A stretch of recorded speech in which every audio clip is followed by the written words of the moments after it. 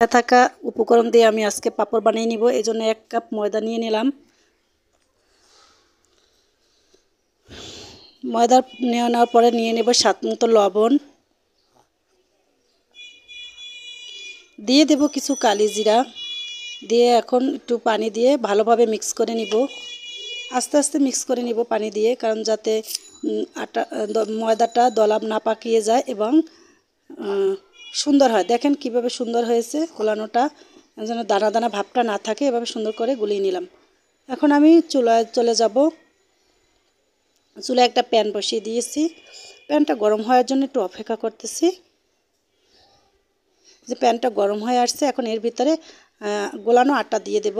এভাবে রুটির মতো করে বানিয়ে নিব। যে সুন্দরভাবে আমি সেট করে নিলাম দিয়ে,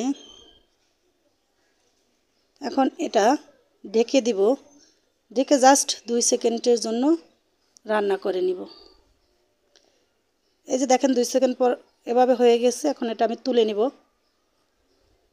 এই যে তুলে নিলাম। এভাবে একটা পাত্রে তুলুন, সবগুলো পাঁপড় এভাবে বানিয়ে নেব।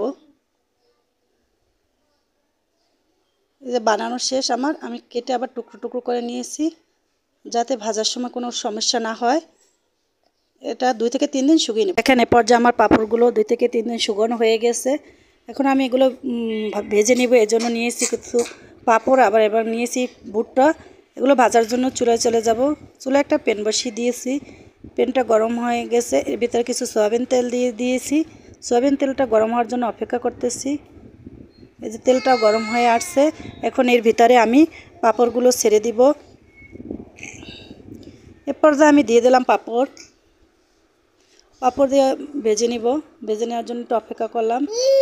এই যে এখন এটা উল্টে পাল্টে ভেজে নিব। এটা একটু যে দেখেন উল্টে দিব।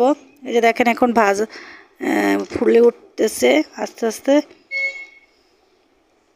এই যে ভাজার জন্য আমি অপেক্ষা করতেছি।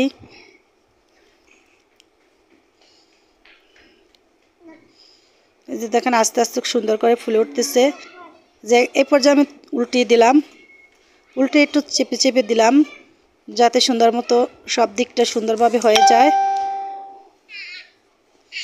এই যে দেখেন এই পর্যায়ে আমার খুব সুন্দরভাবে হয়ে গেছে।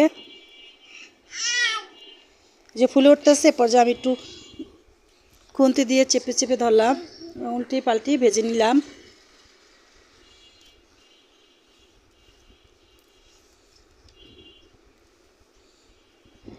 এই যে দেখেন এখন আমার পাঁপড়টা ভাজা হয়ে গিয়েছে। এখন এটা আমি কড়াই থেকে তুলে নিব। এভাবে ঘরে থাকা সামান্য উপকরণ দিয়ে আমরা পাঁপড় বানিয়ে নিতে পারি। পাঁপড় কিন্তু সবাই পছন্দ করে, যেমন বড়রা ছোটরা সবাই পছন্দ করে। এটা চায়ের সাথে জমে যায়। এটা খেতেও ভালো হয় এবং স্বাস্থ্যসম্মত। এই যে এখন এটা আমি তুলে নিব। এই যে আমি তুলে নিলাম। সবগুলো পাঁপড় ভাজা হয়ে গিয়েছে। সবগুলো পাঁপড় সুন্দরভাবে ভেজে নিলাম, সাথে ভেজে নিলাম কিছু ভুট্টা।